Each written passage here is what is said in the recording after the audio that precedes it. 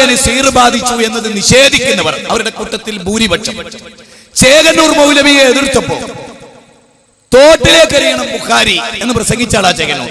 അതേ പ്രസംഗം നടത്തിയ ആളാണ് പിന്നെ തൃശൂർ ജില്ലയിലെ ഇബ്രാഹിം കുട്ടി. അതേ പ്രസംഗം, അയാൾ കേന്ദ്രമിന്റെ ഉന്നതന.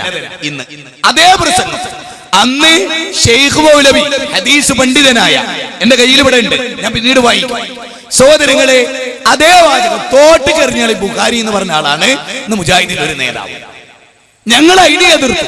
അത് മങ്ങിപ്പോണം. അപ്പൊ എന്ത് വേണം? മുജാഹിദുകൾക്ക് ഏറ്റവും വികാരം കൊണ്ട് ശിർക്ക് വരുന്നു എന്ന് പറഞ്ഞാലാണ് ഏതൊരു മുജാഹിദിനും. അതുകൊണ്ട് അവർ ആത്മാർത്ഥമായിട്ടാണ് ഞങ്ങൾ വെറുക്കണേ. പലരും, മറ്റുള്ളവരല്ല, ഇതിന്റെ രംഗത്ത് പ്രവർത്തിക്കുന്നവരല്ല, അവർക്ക് ചില ഉദ്ദേശങ്ങൾ. അത് തെറ്റിദ്ധരിച്ച സാധാരണക്കാർ, ബാലുശ്ശേരിക്ക് അല്ലെങ്കിൽ സക്കറിയ സുലൈക്ക്, ജബ്ബാർ മൗലവിക്ക് ഒക്കെ ശിർക്ക് സംഭവിച്ചിട്ടുണ്ട് എന്നവർ ആത്മാർത്ഥമായിട്ട് വിചാരിക്കുക. കാരണം ഇവരുടെ പ്രചരണം ഏതാണ്? ഇവർക്ക് പലതും ചെയ്യണം. അത് ഞങ്ങൾ എതിർത്തു ഉള്ളിൽ നിന്ന്. അതിനെ മറച്ചു വെക്കാൻ ഏതുപോലെ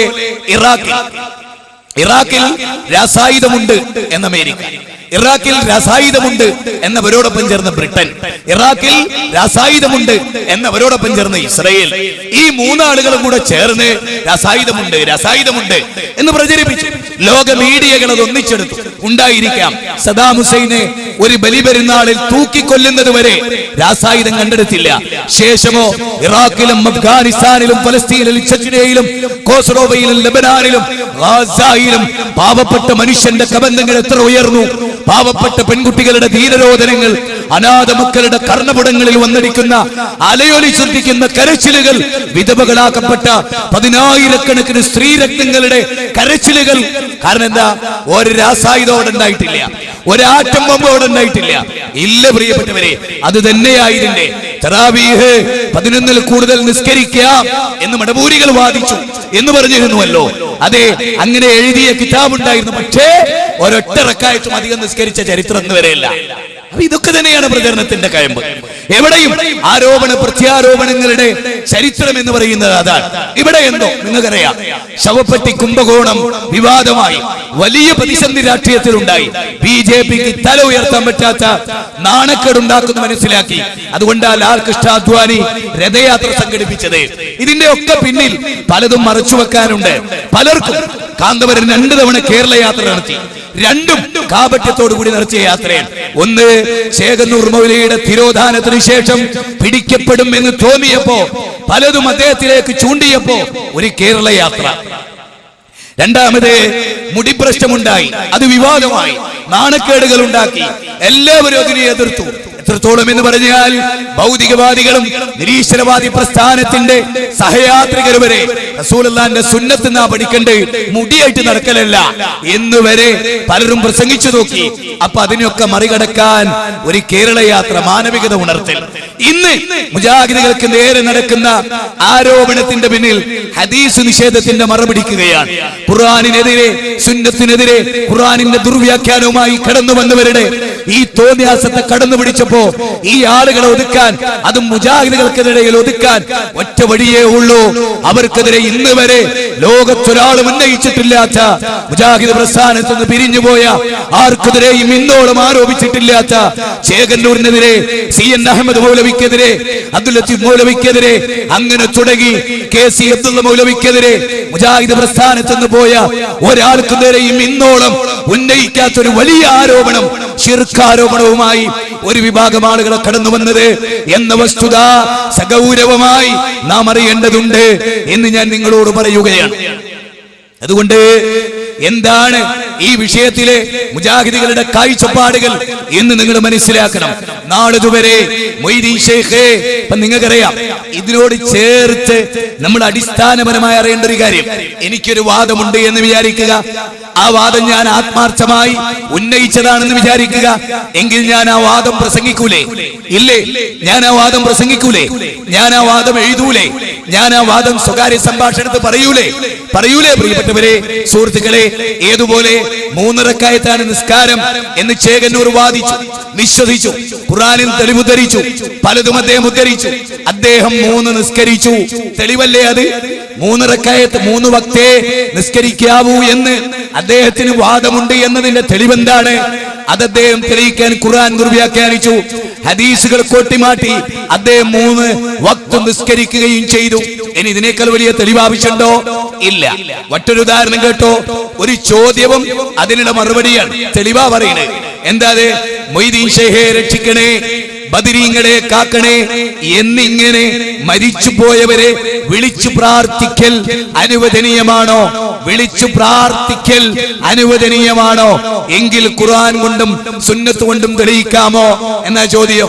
അതിന് ഫതാവ മുഹി സുന്ന പൊന്മള അബ്ദുൽ ഖാദർ മുസ്ലിയാർ 2ാം വോളിയം 38ാമത്തെ പേജിൽ പറയുന്നു, അനുവദനീയമാണ്. സൂറത്ത് മാഇദയിലെ 55 ഇങ്ങനെ പറയുന്നു. ശരി, എന്ത് മനസ്സിലായി? ആ വാദം അവർക്കുണ്ടെന്ന്. അതിനവര് തെളിവ് പിടിച്ചത് ഖുർആനിൽ നിന്ന്, ഹദീസിൽ നിന്ന്, ചരിത്രത്തിൽ നിന്ന്. എങ്കിൽ ഒരു കാര്യം അറിയാം, സമസ്തക്ക് അങ്ങനെ വാദമുണ്ട് എന്ന് ക്ലിയറായി. ശരി, ജിന്നെ കാക്കണേ, മലക്കെ കാക്കണേ എന്ന് പറയൽ അനുവദനീയമാണോ എന്ന് നിങ്ങൾ ഞങ്ങളോട് ചോദിക്കും.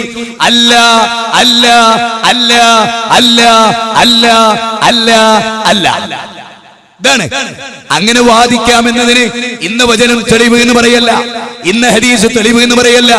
അങ്ങനെ ഉദ്ധരിച്ച തെളിവ് പോലും തെളിവല്ല എന്നാ ഞങ്ങൾ പറഞ്ഞത്. ഞങ്ങളുടെ വിശ്വാസം ഞങ്ങളാ പറയേണ്ടത്. ഞങ്ങളൊന്ന് മനസ്സിലാക്കുന്നു ഞങ്ങളാ പറയേണ്ടത്. അല്ലാതെ തെറ്റിദ്ധരിപ്പിച്ചുകൊണ്ടുള്ള ക്ലിപ്പിങ്ങിന് അൽപായുസ ഉണ്ടാവും. അതിവിടെ തെളിയിക്കപ്പെട്ടിട്ടുണ്ട്. അതുകൊണ്ടാണല്ലോ പ്രിയപ്പെട്ടവരെ, സക്കരിയ സ്വലാഹിയെ പുറത്താക്കാൻ എന്തൊക്കെ കാരണങ്ങൾ പറഞ്ഞു. അതിനുശേഷമല്ലേ പുഴക്കര വിവാദമായത്.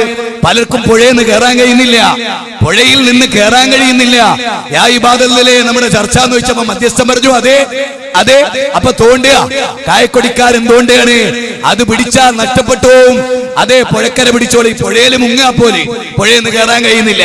അനസ് മൗലവി പുഴയെന്ന് കയറിയാറിന് ഇല്ല, ഞാൻ കയറൂല, ഞാൻ പുഴയെ തന്നെ നിൽക്കൂ. അനീഫ് മൗലവി പുഴയെന്ന് കയറിയെന്ന് പറഞ്ഞു, ഇല്ല ഞാൻ കയറൂല, ഞാൻ അവിടെ തന്നെ നിൽക്കുവാറിന്. അങ്ങനെ പുഴയിൽ തന്നെ മുങ്ങിത്താകുന്ന ഈ ആദർശക്കാരെന്തേ അവിടെ പിടിച്ചത്? അതുവരെ അവർ പറഞ്ഞതോ 6 കൊല്ലമായി സക്കരിയ സ്വലാഹി ശിർക്ക് പ്രവർത്തിക്കുന്നു. ഇപ്പൊ പറയുന്നതോ പുഴക്കര വരെയുള്ളൊക്കെ വിട്ട് പുഴക്കര വന്ന പദാൻ. ആലോചിക്കണം നിങ്ങൾ, ഇവരെവിടെ നിൽക്കുന്നു എന്ന് ഗൗരവമായി സഗൗരവമായി ചിന്തിക്കണേ. പരലോകത്തിന് വേണ്ടി ചിന്തിക്കണേ, മരണാനന്തര ജീവിതത്തിന് വേണ്ടി ചിന്തിക്കണേ, അവിടെ റബ്ബിന്റെ കോടതിയിൽ വരുന്നതിന് ചിന്തിക്കണേ, അവിടുത്തെ വിചാരണ ഓർക്കണേ, നരകത്തിന്റെ ഭയാനകത ഓർക്കണേ, സ്വർഗത്തിന്റെ പ്രാധാന്യം ഓർത്ത് സ്വർഗത്തിൽ നിന്ന് നരകത്തിന്റെ അവകാശിയാകാതിരിക്കാൻ ശ്രദ്ധിക്കണേ എന്ന് എനിക്ക് ഈ സന്ദർഭത്തിൽ പറയാനുള്ളത്. അതുകൊണ്ട് വസ്തുതകളായി അറിയുക. ഒന്നുകൂടെ പറയാം, മുജാഹിദ് പണ്ഡിതന്മാർ ഈ വിഷയത്തിൽ എന്ത് പറഞ്ഞു? അതിന്റെ ഒരു വൻ ക്രോഡീകരണം, ചെറുതല്ലാത്ത ക്രോഡീകരണം ഞാൻ നിങ്ങൾക്ക് വായിച്ചു കേൾപ്പിക്കാം. പഴമക്കാരായ മുജാഹിദുകളോട് കെ മൗലവി, ഇ കെ മൗലവി, ഉമർ മൗലവി, MCC, NV അബ്ദുസ്സലാം മൗലവി തുടങ്ങി മഹാന്മാരായ ആളുകൾ നമ്മെ പഠിപ്പിച്ച തൗഹീദ് എന്താണ്? അതാ ഞങ്ങൾ പറയുന്നത്. ഉമർ മൗലവിക്കില്ലാത്തൊരു വാദം ഞങ്ങൾക്കില്ല, കെ മൗലവിക്കില്ലാത്തൊരു വാദം ഞങ്ങൾക്കില്ല, ഇ കെ മൊയ്ത് മൗലവിക്കില്ലാത്തൊരു വാദം ഞങ്ങൾക്കില്ല, അതുപോലെ വക്കം അബ്ദുൽ ഖാദർ മൗലവിക്കില്ലാത്തൊരു വാദം ഞങ്ങൾക്കില്ല, AP അബ്ദുൽ ഖാദർ മൗലവിക്കില്ലാത്ത ഒരു വാദം ഞങ്ങൾക്കില്ല, കുഞ്ഞീദ് മദനിക്കില്ലാത്തൊരു വാദം ഞങ്ങൾക്കില്ല. പക്ഷെ ഇന്ന് വേറെ ചില ടീമുകൾക്കുണ്ട്. അതാ വിഷയോ, അവിടെ അങ്ങനെ കേന്ദ്രീകരിക്കേണ്ടത്. അത് ഞാൻ തെളിയിച്ചു തരാം. ഇത് കണ്ടോ, 1967 അന്ന് ഞാൻ ജനിച്ചിട്ടില്ല, സക്കരിയ സ്വലാഹിയും ജനിച്ചിട്ടുണ്ടാവില്ല. സഹോദരങ്ങളെ അബ്ദുൽ ജബ്ബാർ മദീനി അന്ന് ജനിച്ചിട്ടുണ്ടാവില്ല. അതേപോലെ യാസിർ ബിൻ ഹംസ അന്ന് ജനിച്ചിട്ടുണ്ടാവില്ല. 1967 മാർച്ചിലെ അൽ മുർഷിദ് നോക്കണേ നിങ്ങൾ, മാസിക വാർഷിക പതിപ്പാണ് എന്റെ കയ്യിൽ. ഇ കെ മൗലവി നമ്മൾ പറയല്ലോ, ഞങ്ങൾ ആ പഴയ ഇസ്ലാഹി പ്രസ്ഥാനത്തില, നിങ്ങൾ പുതിയ വാദവുമായിട്ട് വന്ന് ആണോ? ഇത് തന്നെയാ സമസ്തക്കാരും പറഞ്ഞിരുന്നത്, റസൂലുള്ളാഹിനോട് മക്കാ മുശ്രിക്കുകളും പറഞ്ഞിരുന്നത്. അല്ലേ അല്ലേ അല്ലേ? നിങ്ങൾ ആലോചിച്ചു നോക്കേ. യഥാർത്ഥത്തിൽ പഴയകാല സലഫി പണ്ഡിതന്മാരുടെ വിഷയം എന്താണ്? അവിടുന്ന് ഒരു ഇഞ്ചും നമ്മൾ പിഴച്ചിട്ടില്ല. ഇല്ല, ഒരു സൂചിപ്പൊട്ടും അവിടെ നിന്ന് പിഴച്ചിട്ടില്ല എന്ന് മാത്രമല്ല, അവിടെ നിൽക്കണമെന്നാണ് ഞങ്ങൾ പറയുന്നത്. 1967 അൽ മുർഷിദ് നിങ്ങൾക്ക് സ്വീകാര്യല്ലേ? ആലോചിച്ചേ. ഇത് ലേഖനം എഴുതുന്നതാരാ? കെ ഉമർ മൗലവി. വിഷയം തൗഹീദ്. ആർക്കും ഒന്ന് നോക്കാം. വിഷയം തൗഹീദ്. കെ ഉമർ മൗലവി.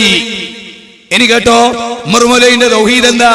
ഞങ്ങൾ ഉമർ മൗലവിന്റെ തൗഹീദാണ്, ഞങ്ങളുടെ ഹൃദയത്തിന് വിശാല പഠിപ്പിച്ച ഉമർ മൗലവിയാണ് എന്നൊക്കെ ആവേശം കൊണ്ട് പറയാ, ആവേശം കൊണ്ട് പറയാ. പക്ഷെ ശരിക്കും ആലോചിക്ക്, നിങ്ങളോടൊപ്പം ഉമർ മൗലവി ഉണ്ടോ? അപ്പോ ഉമർ മൗലവി സാഹിബ് എന്ന് തിരിച്ചു വന്ന നിങ്ങളോടൊപ്പം കിട്ടുവോ? അത് പരിശോധിക്കുക.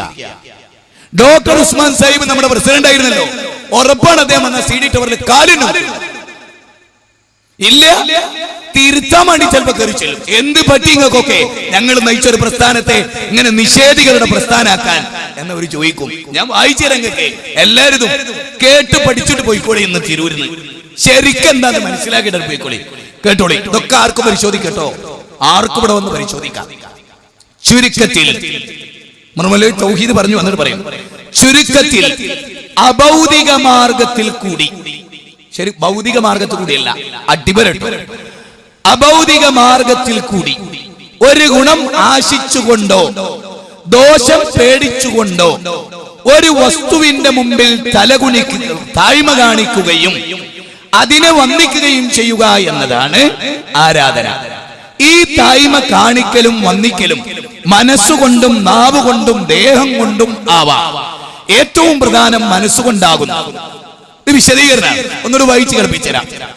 അഭൗതിക മാർഗത്തിൽ കാര്യകാരണ ബന്ധങ്ങൾക്ക് അതീതമായി, അധീനമല്ല, അധീനം, അതീതം, പൂജ്യം, പൂജ്യം, അധീനം, അധീനമല്ല, അതീതമായി കാര്യകാരണ ബന്ധങ്ങൾ ഒന്നും അതിനില്ല. ആർക്കും ഒരു സബബ് മുസബബാത്ത് പറയാൻ കഴിയില്ല. അങ്ങനെയുള്ള ഒരു കാര്യം അതാണ് അഭൗതിക മാർഗത്തിൽ കൂടിയൊരു ഗുണം ആശിച്ചുകൊണ്ടോ അതുപോലെ ഒരു ദോഷം പേടിച്ചുകൊണ്ടോ ഒരു വസ്തുവിന്റെ മുമ്പിൽ താഴ്മ കാണിക്കുക. മറുമൂലയെന്ന് വിശദീകരിക്കുന്നത് ഇതിലും വേറെ ലേഖൻ. അതായത് നല്ല കാറ്റും കോളും വന്നു, വീടിന്റെ തൊട്ടടുത്തൊരു തെങ്ങ് അതിങ്ങനെ ആടി ഉലയുകയാണ്. ആ ആടി ഉലയുമ്പോ ഏത് നിമിഷവും അത് വീഴാം. അത് വീഴുമോ നമുക്കറിയില്ല, വീഴില്ലേ നമുക്കറിയില്ല. അതറിയുന്നത് പടച്ചോനാണ്. എന്നാൽ പടച്ചോൻ അറിയുന്ന പോലെ അതിപ്പോ വീഴോ ഇല്ലെന്ന് മൊയ്തീൻ ഷെയ്ഖ് അറിയും. അതുകൊണ്ട് മൊയ്തീൻ ഷെയ്ഖ് ഈ തെങ്ങ് എന്റെ വീട്ടിന്റെ മേലേക്ക് വീഴരുതേ എന്നൊരാൾ പ്രാർത്ഥിച്ചാൽ അഭൗതികമായ മാർഗത്തിലെ ദോഷം തടുക്കാൻ മൊയ്തീൻ ഷെയ്ഖിനോടുള്ള തേട്ടമായി അത് ഇബാദത്തായി. വളരെ വ്യക്തമാണ്, ആർക്കും അത് മനസ്സിലാവും. അത് അള്ളാഹിനോടാകുമ്പോ അള്ളാഹ് ഇബാദത്ത്, അത് ശ്രീരാമനോടാകുമ്പോ ആ ഇബാദത്ത് ശ്രീരാമന്, അത് ബിശാരിക്കമ്മ അമ്മയോടാകുമ്പോ അത് അവർക്കുള്ള ഇബാദത്ത്, അത് മമ്പരനങ്ങളോടാകുമ്പോ അത് മമ്പരനങ്ങൾക്കുള്ള ഇബാദത്ത്. That's all. ഇസ്ലാഹി പ്രസ്ഥാനം ക്ലിയറാണ്. ഇസ്ലാഹി പ്രസ്ഥാനത്തെ ഹൈജാക്ക് ചെയ്ത് നശിപ്പിക്കാൻ തീരുമാനമെടുത്തവർക്ക് ഇതിനുമായിട്ട് ബന്ധമില്ല, ഇല്ല. അത് നിങ്ങൾ ശരിക്കറിയണം. ഇത് ഞാൻ ഒന്നുകൂടി വായിക്കുന്നു, ഉമർ മൗലവിയുടെ തൗഹീദ്. ഇനി ഉമർ മൗലവിനെ മുശ്രിക്കിന്റെ പട്ടികപ്പെടുത്തുവോ നമുക്കറിയില്ല, നമുക്കറിയില്ല. അവരാ എല്ലാ അഹമ്മദ് ഹംബലിനെയും ഷൗക്കാനെ ഒക്കെ പഠിച്ച് ഈ കൂട്ടർ അതും ചെയ്യും. ഞാനിവിടെ സമസ്തക്കാരോട് ഒരു കാര്യം പറയാം, ഇവർ നിങ്ങൾക്കൊരു പക്ഷേ സന്തോഷിക്കാൻ വല്ല തുണ്ടും തന്നിട്ടുണ്ടാവും. ഞങ്ങളെടുത്ത് നിങ്ങൾക്ക് കിട്ടിയിട്ടില്ല, കിട്ടിയില്ല. കാരണം നിങ്ങളുടെ വൈരീശയെ രക്ഷിക്കണേ എന്നത് ശിർക്ക് തന്നെയാണ്. അത് ഞങ്ങൾ ഏത് കാലത്തും തെളിയിച്ചിട്ടുണ്ട്. ഏത് കാലത്തും നിങ്ങൾക്ക് അതിനെ ഖണ്ഡിക്കാനും കഴിഞ്ഞിട്ടില്ല, ഇല്ല ഇല്ല. അതുകൊണ്ടാണ് ആ ആളുകൾ ഇവിടെ ജീവിച്ചിരിപ്പുണ്ട്. ആ ആളുകൾ അതേ അറിവ് ഉൾക്കൊണ്ടവരാണ്. അതിനെതിരായ ഒരഭിപ്രായം അവർക്കില്ല. യായിബാദ് വിശദീകരിച്ച അലവിയുടെയും സുലൈമാനെയും മുട്ടുകുത്തിച്ച സക്കരിയ സുലൈക്ക് ഇനി ആ ചോദ്യം വന്നാൽ മുട്ടുവർക്കുവോ? ഇല്ല ഇല്ല. കാരണം അതിന് തന്നിട്ട പ്രകാരം അർത്ഥം പറഞ്ഞപ്പോ ഇനിയുള്ളവർക്ക് മുട്ടുവർക്കേണ്ടി വരും. നിൽക്കാൻ കഴിയില്ല നിങ്ങൾക്ക്. നേരെ മറിച്ച് ഞങ്ങളുടെ സ്ഥിതി അതല്ല. അതുകൊണ്ട് ഒന്നുകൂടെ കേട്ടോ, അഭൗതികമായ മാർഗത്തിൽ കൂടി ഒരു ഗുണം ആശിച്ചുകൊണ്ടോ ദോഷം പേടിച്ചുകൊണ്ടോ ഒരു വസ്തുവിന് മുമ്പിൽ താഴ്മ കാണിക്കുകയും അതിനെ വന്ദിക്കുകയും ചെയ്യുക എന്നതാണ് ആരാധന. ഇതാണ് ആരാധന, ഇതാണ് പ്രാർത്ഥന. അദ്ദുആഉ വൽ ഇബാദ. ഇത് അൽ മുർഷിദിൽ 1967 കെ ഉമർ മൗലവി സാഹിബിന്റെ ലേഖനമാണ്. അല്ലാഹു സുബ്ഹാനഹു വ തആല അദ്ദേഹത്തിന് പ്രതിഫലം കൊടുക്കട്ടെ. ഒന്ന് തെളിവ് നമ്പർ 1. നമ്പർ 2 കെ എം മൗലവി യുവത പ്രസിദ്ധീകരിച്ചതാണ്. ആ പ്രസിദ്ധീകരണാലയത്തിന്റെ പിന്നാലെ പോകുന്നവരോട് കെ എം മൗലവിയുടെ ഫത്വകൾ, ഇത് കെ എം മൗലവി അൽ മുർഷിദ് അതുപോലെ വ്യത്യസ്തമായ പത്രങ്ങളിലൂടെ എഴുതിയിട്ടുള്ള അൽ ഇസ്ലാഹ് തുടങ്ങിയ ഇതിലെല്ലാം എഴുതിയിട്ടുള്ളതാണ് ഇത്. ഇനി നമുക്ക് നോക്കാം അദ്ദേഹം എന്താണ് ഈ വിഷയകമായി പറയുന്നത്. ഒരു ചോദ്യവും അതിനുള്ള മറുപടിയുമാണ്. ഓർത്തോളി മുജാഹിദുകളെ, കെ മൗലവിക്കും തിരിഞ്ഞില്ല എന്ന് അവര് നിങ്ങളെ കൊണ്ട് പറയിപ്പിക്കുന്ന ആളെ നിങ്ങൾക്ക് പുറത്തു തരില്ല. പൂർവികരായ നമ്മുടെ നേതാക്കന്മാർ, നിങ്ങൾ അവർക്കൊന്നും തൗഹീദ് തിരിയില്ല, മൂന്നാക്കേ തിരിയൂ. കെ മൗലവിക്ക് തിരിയുന്നില്ല, കെ മൗലവിക്ക് തിരിഞ്ഞില്ല, വക്കമൗലവിക്ക് തിരിഞ്ഞില്ല, ആർക്കും തിരിഞ്ഞില്ല. ഈ മൂന്നാക്ക് മാത്രം തിരിഞ്ഞു. അത് അംഗീകരിക്കാൻ ഞങ്ങൾക്ക് കുറച്ചൊരു പ്രയാസം. ലോക മുസ്ലിമീങ്ങളിൽ അഹ്ലു സുന്നത്തി വൽ ജമാഅത്തിന്റെ ആർക്കും തൗഹീദ് മനസ്സിലായില്ല, ഈ മൂന്നാക്ക് മാത്രം മനസ്സിലായത്. നിങ്ങൾ പറയണേ, നിങ്ങൾ വാദിക്കുന്ന അതാണ്. നിങ്ങൾ അങ്ങനെ മനസ്സുകൊണ്ട് മൂന്നാക്കേ തിരിയും നിങ്ങൾ നാവുകൊണ്ട് പറയണ്ട, നിങ്ങളുടെ പ്രവൃത്തി അതാണ് തെളിയിക്കുന്നത്. കാരണം എന്താണ്? കാരണം ഒരു ചോദ്യം, അഹ്മദ് ബിൻ ഹംബലിന് തെറ്റുപറ്റൂലേ? അദ്ദേഹത്തിന്റെ പല വാചകങ്ങൾ നമ്മൾ തള്ളിക്കളഞ്ഞിട്ടില്ലേ? നവീനെ നമ്മൾ പല നമ്മൾ തള്ളിക്കളഞ്ഞിട്ടില്ലേ? അത് കഴിഞ്ഞ അടുത്ത ആളിലേക്ക് ഷൗക്കാന്റെ എല്ലാം നമ്മൾ സ്വീകരിച്ചിട്ടുണ്ടോ? അൽബാന്റെ നമ്മളെല്ലാം സ്വീകരിച്ചിട്ടുണ്ടോ? എന്നിട്ട് എവിടെയൊക്കെ എത്തുന്നത്? മൂന്നാളത്തെ നമ്മൾ ഒന്നും തള്ളിക്കളയരുത് എന്നുള്ള ഇടത്തിലേക്ക് ആലോചിക്കണേ. എന്നിട്ട് അവസാനം നമ്മൾ ചോദിക്കണം, അപ്പോ ഇയാൾക്ക് തെറ്റേറ്റൂലേ? സാധ്യത വളരെ വളരെ കുറവാണ്. അപ്പൊ കായക്കൊടിയിലാക്കോ വളരെ കുറവാണ്. അപ്പൊ നമ്മളെ ക്ലിപ്പിംഗ് അപ്പുറം കട്ട് ചെയ്ത്, സ്വന്തം ക്ലിപ്പിംഗ് കട്ട് ചെയ്തിട്ട് വിപ്ലവം നയിക്കുന്ന ഉസ്താദിനോ മൂപ്പർക്ക് ഒരു നിലക്കും, അമ്പിയാക്കൾക്ക് ചിലപ്പോൾ സൂക്ഷ്മതക്കേട് പറ്റിയില്ല, മൂപ്പർക്ക് പറ്റും നമുക്ക് വിശ്വസിക്കാൻ കഴിയില്ല. അതിന് ഞങ്ങളെ കിട്ടൂല, ഞങ്ങളെ ഇനി കിട്ടൂല എന്നാണ് ഞങ്ങൾ പറയുന്നത്. ബാക്കിയുള്ളവർക്കൊക്കെ പറ്റും, ഇവർക്ക് പറ്റൂല. ഇവര് പറഞ്ഞാൽ കറക്റ്റ് ആ കാര്യത്തിൽ എന്ന് വിശ്വസിക്കാൻ അക്കീദയിൽ അവർക്ക് പഴപ്പ് പറ്റി, വേറെ കാര്യത്തിലല്ല. സലഫി ലോകത്ത് അക്കീദയിൽ, അതും തൗഹീദിന്റെ കാര്യത്തിൽ പിഴവ് പറ്റി എന്ന് ആരൊന്നും വരെ വാദിച്ചിട്ടില്ല, ആരും ഇന്ന് വരെ. അത് നിങ്ങൾ അറിയാം. എനിക്ക് കെ മൗലവി എന്താ പറയാ, നമുക്ക് വായിക്കാം. യുവത പ്രസിദ്ധീകരിച്ചാണ്, നിങ്ങൾക്കൊന്ന് സ്വീകാര്യം. നമ്മൾ ഒന്നിച്ചു നിന്ന കാലത്ത് നമ്മൾ അംഗീകരിച്ച മഹാനായ ഈ പ്രസ്ഥാനത്തിന്റെ ആദ്യത്തെ പ്രസിഡന്റ്. അതുകൂടെ ആലോചിച്ചാണ്, ചിന്തിച്ചോ. ഏതെങ്കിലും ഒരു വ്യസനകരമായ സംഭവം നേരിടുമ്പോൾ ഔലിയായിനെ അല്ലെങ്കിൽ ബദരീങ്ങളെയോ റസൂൽ സല്ലല്ലാഹു അലൈഹി വസല്ലമയോ മറ്റോ നേരിട്ട് വിളിച്ച് അവരോട് സഹായം തേടുന്നത് ശറഇൽ ജായിസാകുമോ? ചോദ്യട്ടോ, നമ്മുടെ വിഷയത്തിന്റെ മർമ്മമാണ്. നമ്മുടെ വിഷയത്തിന്റെ മർമ്മമാണ് ഞാൻ പറയുന്നത്. ശരിക്കെല്ലാരും ഒന്ന് ശ്രദ്ധിച്ചോളി. എന്താണ്? ഔലിയായിനെ, മരിച്ചുപോയ ബദരീങ്ങളെ, വഫാത്തായ റസൂലുള്ളാഹിനെ നേരിട്ട് വിളിക്കാം. എപ്പോ? ഏതെങ്കിലും ഒരു വ്യസനകരമായ പ്രയാസമുള്ള പ്രതിസന്ധി ഘട്ടത്തിൽ വിളിക്കാമോ? കെ മൗലവിയുടെ ഫത്വയിലാണ് ഇത് വരുന്നത്, കേട്ടോളി. ഒരാൾ വ്യസനകരമായ ഒരു കാര്യത്തിൽ അകപ്പെടുമ്പോൾ അതിൽ നിന്ന് രക്ഷപ്പെടുവാൻ അപേക്ഷിക്കുക എന്നത് രണ്ടു വിധത്തിൽ വരാം. ശരിക്കും മനസ്സിലായിക്കൂടെ? ഞാൻ നേരത്തെ പറഞ്ഞ വിഷയത്തിലേക്ക് എന്റെ ക്ലിപ്പിംഗ് കട്ട് ചെയ്ത് കളിപ്പിക്കണില്ലേ? അതുപോലെ ഉള്ളൊരു സംഭവമാണ് പറയുന്നത്. തെറ്റിദ്ധരിപ്പിക്കലുകളാണ് ഇവിടെ കെ മൗലവി പറയാണ്. രണ്ട് വിധത്തിൽ വരാം. ഒന്ന്, സാധാരണയായി സൃഷ്ടികളുടെ കയ്യാൽ നടന്നു വരാറുള്ള കാര്യങ്ങളെ കൊണ്ട് സഹായിച്ച് രക്ഷപ്പെടുത്തുവാൻ എന്ന് വെച്ചാൽ സാധാരണയായ കാര്യകാരണ ബന്ധമനുസരിച്ച് പടപ്പുകൾക്ക് കഴിവുള്ള വഴികളാൽ സഹായിച്ച് രക്ഷപ്പെടുത്തുവാൻ അപേക്ഷിക്കുക. ഈ വിധത്തിൽ സൃഷ്ടികളോട്, അതുകൂടെ ആലോചിക്കണം, മനുഷ്യരോട് എന്നല്ല, സൃഷ്ടികളോട് യുവത പ്രസിദ്ധീകരണ ഇപ്പൊ ഇവിടെ വലിയ മുകിലെന്താ, ഇവര് സൃഷ്ടികൾ നാക്കി മാറ്റി. നിങ്ങളുടെ AP അബ്ദുൽ ഖാദർ ഇപ്പൊ ജീവിച്ചിരിപ്പുണ്ടല്ലോ, നിങ്ങൾ അദ്ദേഹത്തോട് ചോദിക്കൂ, AP നിങ്ങള് കൊട്ടപ്പുറം വാദപ്രതിവാദത്തിൽ കാന്തപുരത്തിന് മറുപടി കൊടുക്കുമ്പോ പിന്നെ മനുഷ്യ കഴിവിന് അതീതമായി എന്നാണോ പറഞ്ഞത്, സൃഷ്ടികളുടെ കഴിവിന് അതീതമായി എന്നാണോ? എന്റെ അടുത്ത് AP അബ്ദുൽ ഖാദറിന്റെ പ്രസംഗം ഓൾറെഡി കയ്യിലുണ്ട് കേട്ടോ. അതുകൊണ്ടാ പറയും, അടുത്ത ആഴ്ചകളിൽ ഓരോന്ന് ഇവർ ലംഘിക്കുമ്പോ ഇവരുടെ ലംഘിക്കൽ രൂക്ഷമാകുമ്പോൾ ഞങ്ങൾ ഇട്ട് കളിപ്പിക്കും. ആവർത്തിച്ച് AP അബ്ദുൽ ഖാദർ പറയാ, സൃഷ്ടികളുടെ കഴിവിനതീതമായി. ഇത് ഇന്ന് തുടങ്ങുന്നില്ല, ഇത് മുജാഹിദുകളെ പണ്ടേ പറഞ്ഞതാണ്, പണ്ടേ വിശദീകരിച്ചതാണ്. ഞങ്ങൾ ഒരു പുതിയതിലേക്ക് പോയിട്ടില്ല. എന്റെ കാരണവന്മാരെ, KNM-ന്റെ ആളുകളെ, പാവങ്ങളാണ് നിങ്ങളെ തെറ്റിദ്ധരിപ്പിച്ച ഞങ്ങളെ നേതാക്കന്മാർ, നിങ്ങളെ പ്രാസംഗികര്, നിങ്ങൾ ഇഷ്ടപ്പെടുന്നവരെ ചതിച്ചതാ നിങ്ങളിൽ പലരെയും. കേട്ടോളി, സൃഷ്ടികളോട് ഇസ്തിഗാസ ചെയ്യൽ ജായിസാണെന്ന് എല്ലാവരും സമ്മതിക്കും. വാസ്തവം അതാകുന്നു. ഈ വിധം ഇസ്തിഗാസയാണ് സൂറത്ത് ഖസസിൽ അപ്പോൾ അദ്ദേഹത്തോട് മൂസ അലൈഹിസ്സലാം തന്റെ ശത്രുക്കളിൽപ്പെട്ടവന് മൂസ അലൈഹിസ്സലാമിനോട് തന്റെ ശത്രുക്കളിൽപ്പെട്ടവനോട് എതിർത്ത് രക്ഷപ്പെടുത്തുവാൻ അദ്ദേഹത്തിന്റെ കക്ഷിയിൽപ്പെട്ടവർ അപേക്ഷിച്ചത് എന്നാണ് 28:15 എന്ന ആയത്തിൽ പറഞ്ഞിട്ടുള്ളത്. ഇത് ഒരുവിധമുള്ള ഇസ്തിഹാസ, ഇത് അനുവദിക്കപ്പെട്ടതാണ്. കാര്യകാരണ ബന്ധത്തിന്റെ ഉള്ളിലുള്ള കാര്യമാണ്, അതിനപ്പുറത്തേക്ക് കിടക്കുന്ന ഒരു കാര്യമല്ല ഇത്. ഈ വിധം കാര്യങ്ങൾ പുറമേയുള്ള വിഷയങ്ങളിൽ പാപം പൊറുക്കുക, ചൊവ്വായ വഴിയിലേക്ക് ചേർത്ത് തരിക അഥവാ ഹിദായത്ത് നൽകുക, മഴ ഇറക്കുക, ദീനങ്ങൾ ശിഫയാക്കുക അഥവാ രോഗം ശിഫയാക്കുക, ആപത്തുകളുടെയും ബലാൽ മുസീബത്തുകളെയും തട്ടിക്കളയുക, അവയെ നീക്കി രക്ഷപ്പെടുത്തുക, ശത്രുക്കളെ രക്ഷിച്ച് സഹായിക്കുക, അതിയായി അല്ലാഹുവിന് മാത്രം ശക്തിയുള്ള അവന്റെ ഖജനാകളിൽ മാത്രമുള്ള വിഷയങ്ങളിൽ സാധാരണയായി സൃഷ്ടികളുടെ കയ്യാൽ നടന്നു വരാറില്ലാത്ത വഴികളാൽ എന്ന് വെച്ചാൽ ഗൈബിയായ മറഞ്ഞ മാർഗങ്ങളിൽ കൂടി സഹായിച്ച് രക്ഷപ്പെടുത്തുവാൻ അപേക്ഷിക്കുക. ഇവിധം ഇസ്തിഗാസ അല്ലാഹുവിനോടല്ലാതെ ചെയ്യുവാൻ പാടില്ല എന്ന് എല്ലാവരും സമ്മതിക്കുന്നു.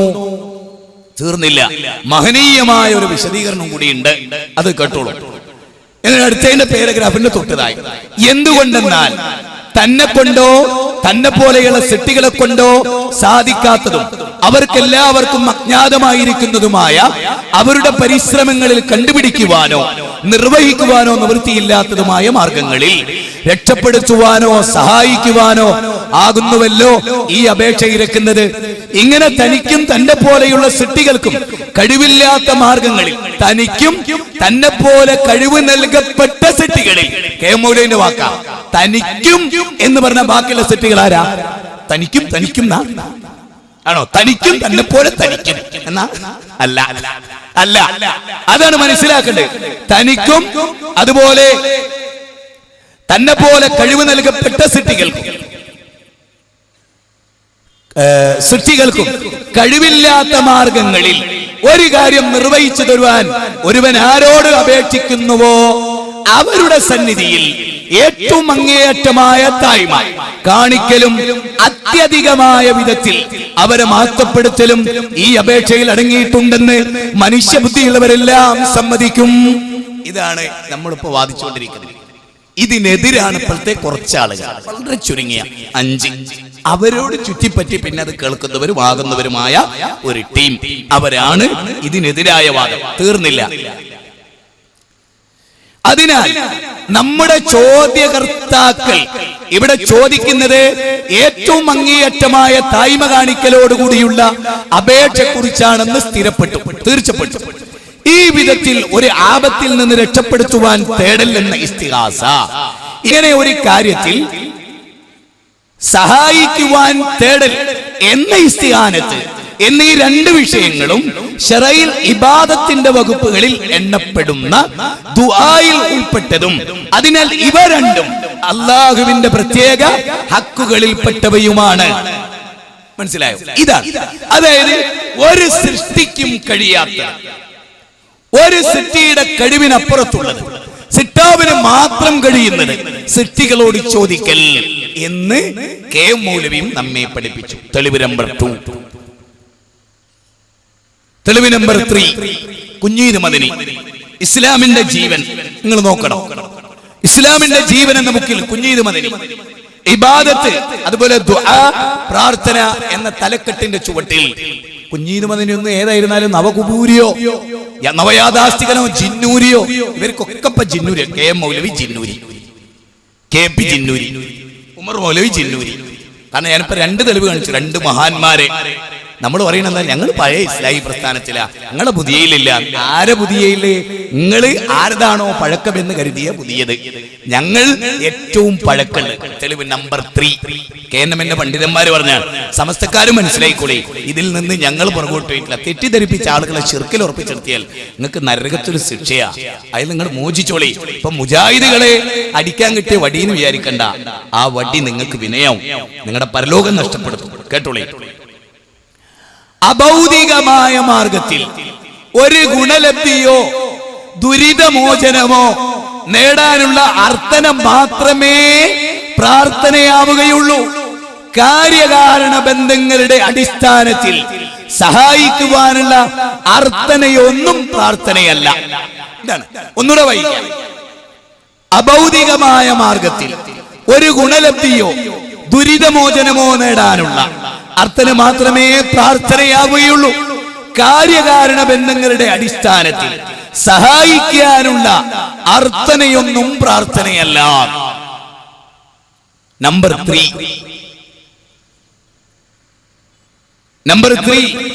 Number 4, number 5 AP Abdul Khader മൗലവിയുടെ രണ്ട് കാര്യങ്ങൾ വളരെ പ്രസിദ്ധമായ കാര്യമാണ്. ദൈവവിശ്വാസം ഖുർആനിൽ AP അബ്ദുൽ ഖാദർ മൗലവി ഇന്ന് ജീവിച്ചിരിപ്പുണ്ടല്ലോ. AP അബ്ദുൽ ഖാദർ മൗലവി പറയാണ്, ഇത് കേരള നദ്വത്തുൽ മുജാഹിദീൻ പ്രസിദ്ധീകരണം, വേറെ ആരും പ്രസിദ്ധീകരിച്ചു ഒന്നുമല്ല.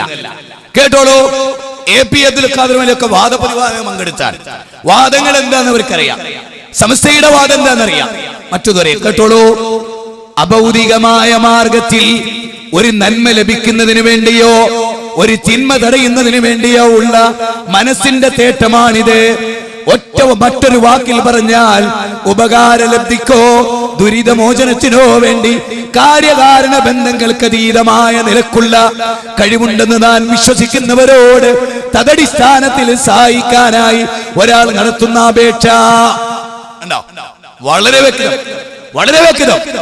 മലക്കിനോ ജിന്നിനോ കാര്യകാരണ ബന്ധത്തിന് അപ്പുറത്ത് നമ്മളെ സഹായിക്കാനുള്ള കഴിവില്ല.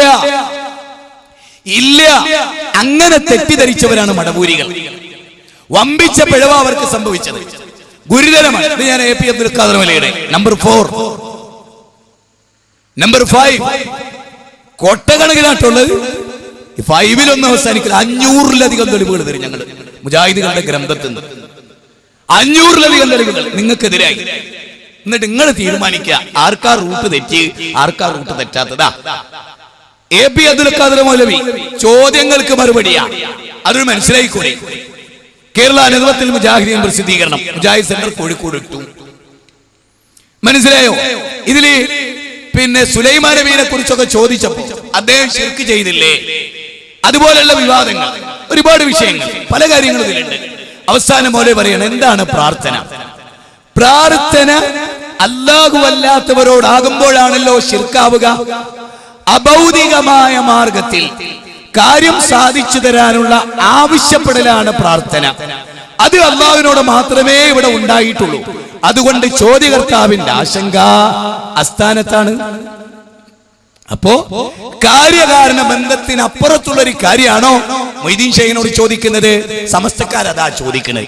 അതുകൊണ്ടാണ് നിങ്ങളുടെ ദുആ അവരോടാകുന്നതും നിങ്ങളിൽ ശിർക്ക് വരുന്നതും. മമ്ര നിങ്ങളെ എന്ന് നിങ്ങൾ വിളിക്കുമ്പോ ആ ദുആ ശിർക്കാകുന്നത് കാര്യകാരണ ബന്ധത്തിന്റെ അപ്പുറത്താണ്. മരിച്ചവരുമായുള്ള കാര്യം എന്താ, ബന്ധം എന്താ? അല്ലാഹ് തീർത്തു പറഞ്ഞു ഇല്ല. ഇത് 5ാമത്തെ തെളിവാണ്. പിന്നെ എന്താ ഇവിടെ നടന്ന വിവാദം? ഇവിടെ എന്താ സംഭവിച്ചത് യഥാർത്ഥം? അതായത് അബ്ദുസ്സലാം സുല്ലമി ഒരു പുതിയ വാദം കേരളത്തിൽ കൊണ്ടുവന്നു. ഇസ്ലാമിന്റെ തൗഹീദിനെ പൊളിച്ചടക്കുന്ന പുതിയൊരു വാദം. അയാളെ ഹദീസ് നിഷേധി മാത്രല്ല, അയാൾ ഇസ്ലാമിന്റെ നിഷേധി എന്ന് പറയാൻ പറ്റുന്ന ആളാണ്. അത് നിങ്ങൾക്ക് ഞാൻ മനസ്സിലാക്കി തരാം.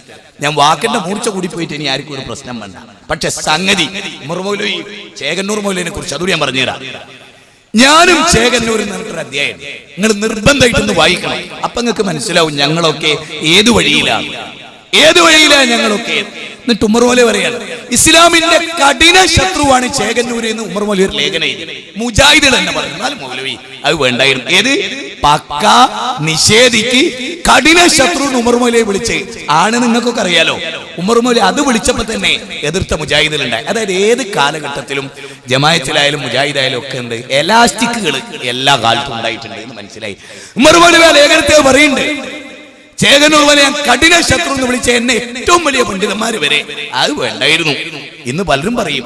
പക്ഷേ ഉമർ മൗലവി എന്ത് വിളിച്ചിട്ടുണ്ടോ അത് സമൂഹത്തിൽ പിന്നീട് പുലർന്ന് കണ്ടിട്ടുണ്ട്. എന്താ? ഖുർആനും സുന്നത്തൊന്നും ശരിക്കും പഠിച്ചാണ്ട് പടച്ചോന്റെ ഭാഗത്തുനിന്ന് ഒരു തൗഫീഖ്, ഒരു കിട്ടല്, അത് അല്ലാഹ് ഇങ്ങനെ എത്തിക്കേണ്ട അടുത്ത് നിന്ന് എത്തിച്ചവർക്ക് ഇങ്ങനെ കൊടുക്കും. ആ തോന്നലുകൾ പടച്ചോന്റെ ഭാഗത്തുനിന്ന് അല്ലേ? അല്ലാഹു മലക്കിനെ മനുഷ്യനെ സഹായിക്കാൻ നിശ്ചയിച്ച പറഞ്ഞ അങ്ങനെയല്ലേ? ആ സഹായം നമുക്ക് ഉണ്ടാവുകയും ചെയ്യും പടച്ച തമ്പുരാന്റെ കൽപ്പന പ്രകാരം തന്നെ. എന്നാൽ എന്ത് സംഭവിച്ചു സുല്ലമിക്ക്? ആ സുല്ലമിയെ അനുധാവനം ചെയ്തതാണ് ഇപ്പൊ പല സുല്ലമിമാർക്കും പല സെലഫിമാർക്കും സംഭവിച്ചത്. കായക്കൊടി സുല്ലമിക്ക് സംഭവിച്ചത്, മായിൻകുട്ടി സുല്ലമിക്ക് സംഭവിച്ചത്, അവരോടൊപ്പം ചേർന്ന പലർക്കും സംഭവിച്ചത്, സുല്ലമിയെ അവർ അനുധാവനം ചെയ്തു. സുല്ലമിയുടെ എല്ലാ പിഴച്ച വാദങ്ങളെയും ഒന്നൊന്നായി അവർ സ്വീകരിച്ചു. ഇത് ആരോപണമല്ല, ഞാൻ നിങ്ങൾക്ക് തെളിയിച്ചു തരും കൃത്യമായി തന്നെ. ഒന്ന്, അദൃശ്യം അഭൗതികം വ്യതിയാനം. അബ്ദുസ്സലാം സുല്ലമിന്റെ ഒരു കിതാബിന്റെ തലക്കെട്ടാണ്. അതായത് തൗഹീദ് നവയാഥാസ്ഥികരുടെ വ്യതിയാനവും അബ്ദുസ്സലാം സുല്ലമി യുവത പ്രസിദ്ധീകരിച്ച ബുക്കാണ്. ഇതിൽ കേട്ടോളൂട്ടോ, ലോകത്ത് ഇത്ര വിവരമില്ലാത്തൊരു മനുഷ്യനെ നമ്മൾ ആരും കാണൂല. എന്താ, വെറുതെ പറഞ്ഞല്ല, പ്രാഥമികമായ ഇസ്ലാമിന്റെ ഒരു നോളജ് ഉണ്ട്. മലക്കുകളിലെ വിശ്വാസം എന്തിന്റെ ഭാഗ?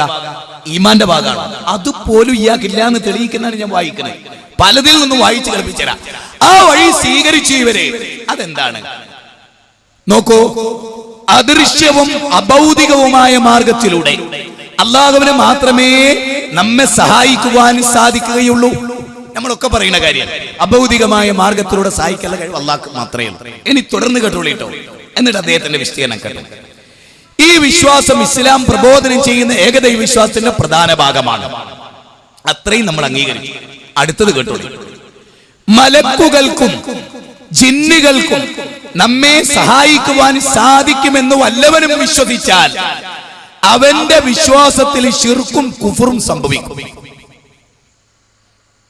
നിങ്ങൾ ആലോചിക്കണേ, നിങ്ങൾ ഈ പദം ഞാൻ ഒന്നുകൂടി വായിക്കാം. അതായത് മലക്കുകൾക്കും ജിന്നുകൾക്കും നമ്മെ സഹായിക്കുവാൻ സാധിക്കുമെന്ന് വല്ലവനും വിശ്വസിച്ചാൽ അവന്റെ വിശ്വാസത്തിൽ ശിർക്കും കുഫറും സംഭവിച്ചു. ഈ വിശ്വാസത്തിന്റെ അടിസ്ഥാനത്തിൽ വല്ലവനും മലക്കുകളെയും ജിന്നുകളെയും വിളിച്ച് സഹായം തേടിയാൽ അവന്റെ കർമ്മത്തിലും ശിർക്ക്, അവന്റെ ശിർക്കും കുഫറും സംഭവിക്കും. വലിയ ഒരു അബദ്ധം ഇയാൾ തുടക്കത്തിൽ പ്രചരിപ്പിക്കാൻ. ഇയാൾ വേറൊരു സ്ഥലത്ത് പറയുന്നുണ്ട്. എന്താന്ന് വെച്ചാല്, മലക്ക് ജീവിതത്തിൽ ഒരിക്കലെങ്കിലും മനുഷ്യനെ സഹായിക്കുന്നു വിശ്വസിച്ചാൽ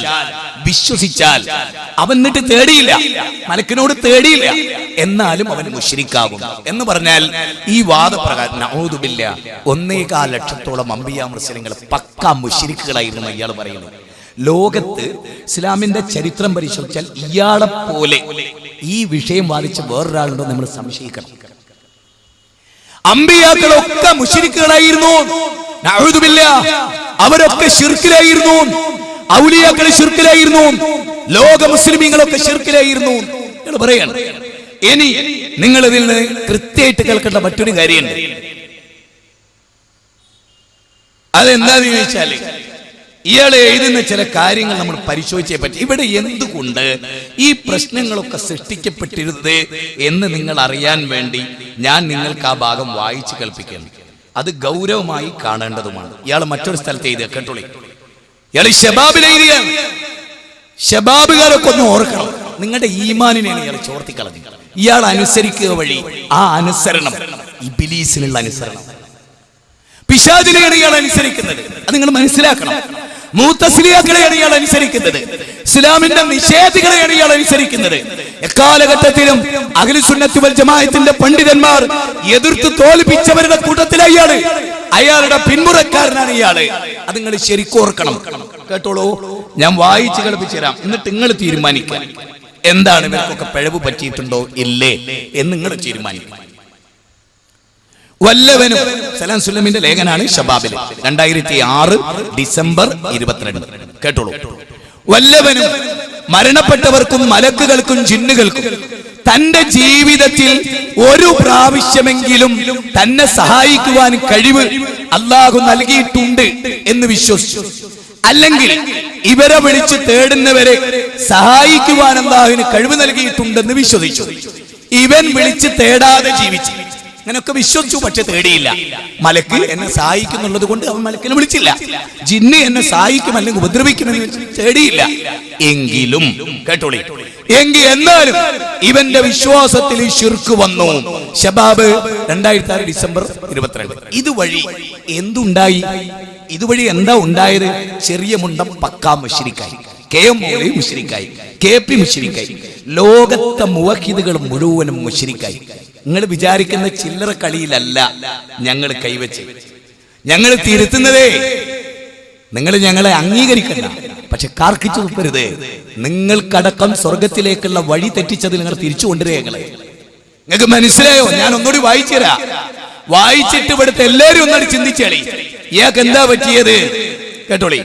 വല്ലവനും മരണപ്പെട്ടവർക്കും മലക്കുകൾക്കും ജിന്നുകൾക്കും തന്റെ ജീവിതത്തിൽ ഒരു പ്രാവശ്യമെങ്കിലും തന്നെ സഹായിക്കുവാനുള്ള കഴിവ് അള്ളാഹു നൽകിയിട്ടുണ്ടെന്ന് വിശ്വസിച്ചു. എന്നിട്ട് അവരെ വിളിച്ചില്ല. എന്നാലും മുശ്രിക്കാണ്. ഇനി ഞാൻ നിങ്ങളോട് യുവത പ്രസിദ്ധീകരിച്ച വേറൊരു സുല്ലമി എഴുതിയതാണ് വായിച്ചു കേൾപ്പിക്കുന്നത്. ഈ രണ്ട് സുല്ലമിയിൽ ആദ്യം പറഞ്ഞ സുല്ലം വരെ ഈ സുല്ലമി മുശ്രിക്കാണ്.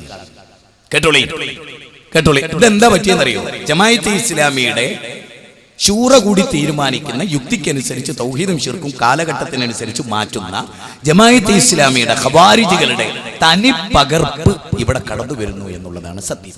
അത് ഞാൻ കേൾപ്പിച്ചു തരാം. അടുത്ത കേട്ടോളി. യുവത പ്രസിദ്ധീകരിച്ച വേറൊരു പുസ്തകത്തിൽ വായിക്കണേ. സത്യവിശ്വാസികളുമായി പ്രത്യേക ബന്ധം വെച്ച് പുലർത്തുന്നവരാണ് വിശുദ്ധരായ മലക്കുകൾ.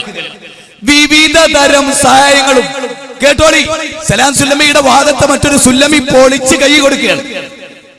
വിവിധ തരം സഹായങ്ങളും പ്രാർത്ഥനകളും സത്യവിശ്വാസികൾക്ക് വേണ്ടി ഇവർ നടത്തുന്നതോടൊപ്പം അവർക്ക് വേണ്ടി പ്രതിരോധിക്കുകയും സഹായാസ്തം നീട്ടുകയും കൂടി ചെയ്യുന്നു. കണ്ടോ? മലക്കുകളിലുള്ള വിശ്വാസം, page 34. C Muhammad Saleem Sullami, Yuvatha book house, 1ാം എഡിഷൻ, 2007. മനസ്സിലാകണങ്ങള്. വിശ്വാസികൾക്ക് മലക്കുകളുടെ സഹായവും പിന്തുണയും ലഭിക്കുന്നു. അതേ പുസ്തകത്തിന്റെ 35ാമത്തെ പേജ്. മലക്ക് സഹായിക്കുമെന്നും വിശ്വസിച്ചിട്ടില്ലേ ഇസ്ലാം എന്ന് പുറത്തു സുല്ലമി. അതാദ്യം മനസ്സിലാക്കി. ഇസ്ലാം കാര്യം പോലും അറിയില്ല, എന്നിട്ട് ആ മതം പറയണേ. ഇസ്ലാം കാര്യം അറിയില്ല. മാത്രമല്ല, ഒരു യുദ്ധത്തിൽ റസൂൽ എന്ന് പറയാണ്, നിങ്ങൾ വേഗം റെഡി ആയിക്കൊള്ള, അടുത്ത യുദ്ധത്തിന് മലക്കുകൾ അവരുടെ ആയുധം താഴെ വെച്ചിട്ടില്ല, നമ്മളെ സഹായിക്കാൻ കാത്തുക്കേട്. അപ്പൊ നബി ആരായി? സലാം സുല്ലമിന്റെ വാദപ്രകാരം ശിർക്ക് ചെയ്ത ആളായി. സ്വഹാബികളാരായി? മലക്ക് സഹായിക്കുന്ന വിശ്വസിക്കുകയും മുശ്രിക്കുകളായി. ഇനി ആലോചിച്ചോളി നിങ്ങൾ. മടവൂർ വിഭാഗത്തെ നമ്മൾ കൃത്യമായി കണ്ട് മാറ്റിവെക്കണം. അള്ളാഹുവിന്റെ ശത്രു സമൂഹമാണ്. അറിയാതെ അതിൽ പെട്ടുപോയവരുണ്ടാവും. അവരെ പറ്റി എല്ലാം പറയാം. അറിയാതെ അതിൽ പെട്ടുപോയവരുണ്ടാവും. നിങ്ങൾ പശ്ചാത്തപിച്ച് മടങ്ങിക്കോളി. നിങ്ങൾക്കൊക്കെ നല്ല അവരെ കയ്യിലെ കപ്പൽ മുങ്ങുന്ന കപ്പലാണ്, ടൈറ്റാനിക്. നിങ്ങൾ നൂഹ് നബിന്റെ കപ്പലിൽ കയറി ഞങ്ങളോടൊപ്പം ഫിർഖത്തുൻ നാജിയയിൽ പടച്ചോൻ വിചാരിച്ച് നമ്മളെ രക്ഷപ്പെട്ടു. ആലോചിക്കണം നിങ്ങള്. മാത്രാണോ യുവത പ്രസിദ്ധീകരിച്ച ഇസ്ലാം വോള്യത്തിലെ 1ാം വോള്യം ഇന്ന് പോയി വായിക്കും. മലക്കുകളെ കുറിച്ച് ഒരുപാട് ലേഖനം.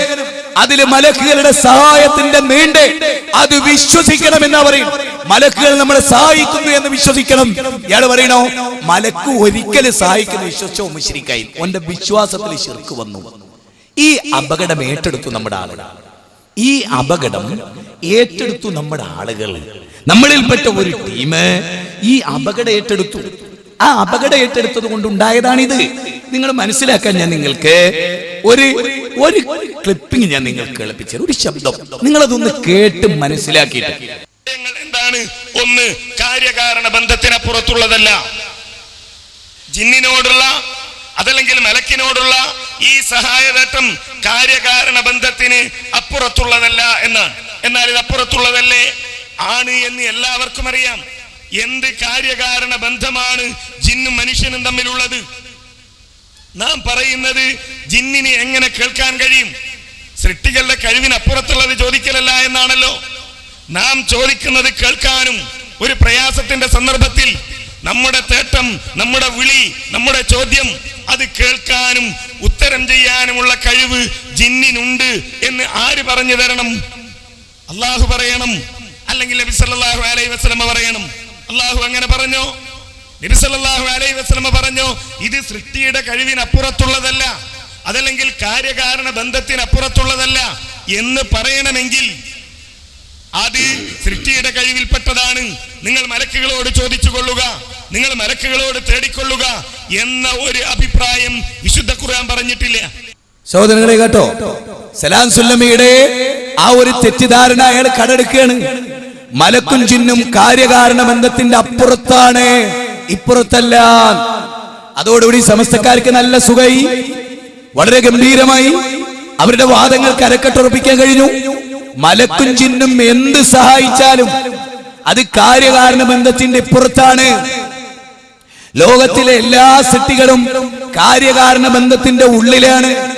അതാണ് ഇസ്ലാം നാളിതുവരെ പഠിപ്പിച്ചത്. നിങ്ങൾക്ക് ദഅവാ ബുക്സ് ഇറക്കിയ നിച്ച് ഓഫ് ട്രൂത്തിന്റെ ദഅവാ ബുക്സ് ഇറക്കിയ മലക്കുകൾ എന്ന പുസ്തകം കേൾണമെന്റെ ആള് നിർബന്ധമായിട്ട് വായിക്കണം. നിർബന്ധമായിട്ട് മലക്ക് നമ്മളെ സഹായിക്കുന്നത് കാര്യകാരണ ബന്ധത്തിനുള്ളിലാണ്. പടച്ചോ നമ്മളെ സഹായിക്കാൻ നിശ്ചയിച്ചു എന്നുള്ളതാണ് കാര്യകാരണ ബന്ധം. ജിന്നിന് കേൾക്കാൻ കഴിയോ ഇല്ലേ ചർച്ച ചെയ്യേണ്ട അബദ്ധങ്ങളുടെ ഘോഷയാത്രയാണ്. ജിന്നിന് കേൾക്കാൻ കഴിയുന്ന പരിധിയുണ്ട്. ആ പരിധിക്ക് അപ്പുറത്ത് പോയാൽ കേൾക്കാൻ കഴിയില്ല. പരിധിയിലുള്ള ജിന്നിനോട് തേടാമെന്ന് ഈ വാദം കൊണ്ട് അർത്ഥമുണ്ടോ? ഇല്ല. ഇപ്പൊ ഞാൻ പറയാം, ഒരു ഉദാഹരണം പറയാം. ഖുർആൻ പറയാ, മഹാനായ പിന്നെ സുലൈമാൻ നബിയുടെ സദസ്സിൽ ജിന്നുകൾ ഉണ്ടല്ലോ. അയ്യക്കും യഅ്തീനി ബി അർശിഹ, ഒരു ചോദ്യമാണല്ലോ, ഒരു വെല്ലുവിളിയെന്ന പണ്ഡിതന്മാര് പറഞ്ഞു. ആണല്ലോ. അത് ഇഫ്രീത്ത് എന്ന ജിന്ന് കേട്ടത് കൊണ്ടാണോ കാല ഇഫ്രീത്തും മിനൽ ജിന്നി എന്ന് പറഞ്ഞു? അല്ല, കേൾക്കാതെയാണ്. കാല ഇഫ്രീത്തും മിനൽ ജിൻ, ജിന്ന് വർഗത്തിൽപ്പെട്ട മല്ലം പറഞ്ഞു. അത് സുലൈമാൻ നബിനെ കേട്ടിട്ടാ, കേൾക്കുന്നതിന്റെ പരിധിയിലുള്ളോണ്ടാ. അല്ലെങ്കിൽ അഭിപ്രായം ഉണ്ടോ? എവിടുന്നും സുലൈമാനെ വിളിച്ചാൽ ജിന്ന് കേൾക്കും. പൊട്ടപ്പോയത്തും പറയുകയും പ്രസംഗിക്കുകയും ചെയ്യുമ്പോൾ കുറച്ചൊക്കെ ഒന്ന് ഓർക്കണം. പൊട്ടപ്പോയത്തല്ലാത്ത പണ്ഡിതന്മാരാൽ നയിക്കപ്പെട്ട ഒരു സംഘത്തിലെ മെമ്പറാ ഞാൻ, മറക്കരുത്. ഇനി നബി സല്ലല്ലാഹു അലൈഹി വസല്ലം ഖുർആൻ ഓതി കൊടുത്തു ജിന്നുകൾക്ക്. ഖുർആൻ പറയട്ടെ എന്തുണ്ടായത്? ഇവിടുന്ന് ഓതിയ നബീന്റെ ഓത്തി ജിന്നുകൾ അവിടെ കേട്ടതാ. ജിന്നുകൾ നിൽക്കുന്നത് കേൾക്കണമെങ്കിൽ നബീന്റെ അടുത്ത് വരണം. അപ്പൊ ജിന്നിന് അതിന്റെ കേൾവിക്ക് പരിധി ഉണ്ടെന്നോ ഇല്ലെന്നോ? പരിധി ഉണ്ടെന്നോ ഇല്ലെന്നോ? അതുകൊണ്ടുള്ള ജിന്നുകളെ ഹാജരായി അവര് പറയാ, ജിന്നുകള് ബേളുണ്ടാക്കല്ലേ നബീന്റെ ഖുർആനോത്ത് കേൾക്കുക എന്ന് പറഞ്ഞാൽ അതിനർത്ഥം എന്താ? പരസ്പരം സംസാരിച്ച ജിന്നുകൾ നിൽക്കുന്നിടത്ത് പോലും കേൾക്കാൻ കഴിയില്ല. അത് നമുക്കും അങ്ങനെയാ. അതായത് സുബൈക്ക് ഒരാൾ വീട്ടിൽ നിന്ന് വിളിച്ചാല് തൊട്ടടുത്ത് കുറെ ദൂരെ വീട്ടിൽ കേൾക്കും. ഉച്ച സമയത്താണെങ്കിലോ വാഹനം ഇറങ്ങുമ്പോ കേൾക്കാൻ കഴിയില്ല. അപ്പുറത്തെ റൂമില് പിന്നെ ടാപ്പിൽ നിന്ന് വെള്ളം ഒലിച്ചുകൊണ്ടിരിക്കുമ്പോ കുളിക്കുന്ന ഭാര്യ പോലും കേൾക്കില്ല. നമ്മൾ ഇവിടുന്ന് വിളിച്ചാല് എന്നിട്ടാണ് നമ്മൾ ടാപ്പ് വേഗം എന്താക്കൂ ഓഫാക്കിയിട്ട് അങ്ങനെ വിളിച്ചിരുന്നോ എന്നൊരു ശബ്ദം കേട്ട് ക്ലിയർ ചെയ്യാൻ കഴിയില്ല. ഇവിടെ ഞാൻ പ്രസംഗിച്ചുകൊണ്ടിരിക്കുമ്പോൾ ബാങ്ക് എനിക്ക് കേൾക്കാൻ കഴിയുന്നില്ല. കേട്ടോലെ ആംഗ്യം കാണിച്ചു, ഞാൻ നിർത്തി. നേരെ മറിച്ച് വെറുതെ കുത്തിരിക്കണമെങ്കിലോ എനിക്ക് ബാങ്ക് ഇവിടെ കേട്ടൂടെ? അപ്പൊ കേൾവി ഉണ്ടായാൽ പോലും അതിന് ചില സമയത്ത് പരിധി ഉണ്ടാവും, ചില അതിനേക്കാൾ കുറച്ച് കൂടുതൽ കേൾക്കൂലേ? ഉഹദ് യുദ്ധത്തിൽ റസൂലുള്ളാഹി സ്വല്ലല്ലാഹു അലൈഹി വസല്ലം വിളിച്ചിട്ട് കേട്ടോ, എന്നിട്ട് പറ, ഉറക്ക വിളിച്ചു പറ ഞാൻ കൊല്ലപ്പെട്ടിട്ടില്ല. അള്ളാന്റെ റസൂൽ വിളിച്ചിട്ട് കൗമിനെ കേൾക്കാൻ കഴിയുന്നില്ല. ഓടുന്നവർക്ക് എന്ത് മനസ്സിലായി? യുദ്ധത്തിന്റെ കൊടുമ്പിരി കൊണ്ട സമയത്ത് നബി മാത്രമല്ല ഇബ്നു അബ്ബാസിനോട് വിളിച്ചു പറയാൻ പറയുന്നത്. ഇബ്നു അബ്ബാസ് ഏറ്റവും ശബ്ദമുള്ള ആളായിരുന്നു അത്രേ. നേരെ മറിച്ച് അതേ നബി ഹജ്ജത്തുൽ വിദായിൽ പ്രസംഗിച്ചു. 1,00,000 ആളുകളുടെ ചെവിയിലും കൃത്യമായിട്ട് കേട്ടു. അത് റസൂലുള്ളാഹിന്റെ മുഅ്ജിസത്തായിരുന്നു. കുറച്ചൊക്കെ പഠിക്കാൻ എല്ലാരും ഒന്ന് തയ്യാറായ നന്ന് അവനാന്റെ പരലോകത്തിന്. ഇനി ജിബ്രീലിന്റെ ഖുർആനോത്ത് റസൂൽ എവിടുന്ന് കേൾക്കുമെങ്കിൽ ജിബ്രീൽ നബീന്റെ അടുത്തേക്ക് വരേണ്ടതുണ്ടോ? ഇഖ്റ ബിസ്മി ഓതി കൊടുത്തതിന് ശേഷം ജിബ്രീലിനെ കാണായിട്ട് വിഷമിച്ചു റസൂലേ. ഞാൻ നബി ഇവിടുന്ന് അങ്ങോട്ട് ചോദിക്കൂലേ, ജിബ്രീലേ ഓയ് എന്താ മുഹമ്മദേ എന്താ നിങ്ങള് വരാത്ത? ഇങ്ങനെ ഉണ്ടൊരവസ്ഥ. നബിയുടെ സന്നിധാനത്ത് ജിബ്രീൽ വന്നു. അതുകൊണ്ടാ ജിബ്രീലിനോട് ചോദിച്ചേ. അതുകൊണ്ടാ ജിബ്രീൽ ഇങ്ങോട്ട് പറഞ്ഞു. മനസ്സിലായോ? അതിൽ ശിർക്കില്ല എന്ന് പറയാനുള്ള കാരണം എന്താ? നബി ചോദിക്കണേ കേൾക്കാം, ഇങ്ങോട്ട് കേൾക്കാം. സുലൈമാൻ നബി ജിന്നിനോട് സംസാരിച്ച് ജിന്നിന് കേൾക്കാം. സുലൈമാൻ നബി എവിടുന്ന് സംസാരിച്ചാലും ഏത് ജിന്നിനും കേൾക്കാന്നുണ്ടോ? എന്ത് പൊട്ടപ്പോയത്തമാണ് നിങ്ങൾ പ്രചരിപ്പിച്ചുകൊണ്ടിരിക്കുന്നത്? ജിന്നിന് കഴിവുണ്ട് എന്നുള്ളതുകൊണ്ട് ചോദിക്കാനല്ല. ഞാനൊരു ഉദാഹരണം പറയാം. ലോക സലഫി പണ്ഡിതന്മാർ പറഞ്ഞൊരു ഉദാഹരണം. ഒരാളെടുത്ത് കോടിക്കണക്കിന് ഉറുപ്പിയുണ്ട്. അയാൾ പലിശക്ക് കൊടുക്കുന്ന ആളാ. അയാൾക്ക് കൊടുക്കാൻ കഴിയും. അയാളെടുത്ത് എന്ന് പലിശ വാങ്ങാൻ എനിക്കും കഴിയും. ഒന്നുകൂടെ കേട്ടോ പഠിച്ചോ. വിവരക്കേട് പറയുമ്പോ ഓർത്തിട്ട് വേണം കാര്യങ്ങൾ മനസ്സിലാക്കാൻ. ഒന്ന് കേട്ടോ, ഒരാൾക്ക് പലിശ കൊടുക്കാൻ കഴിയും.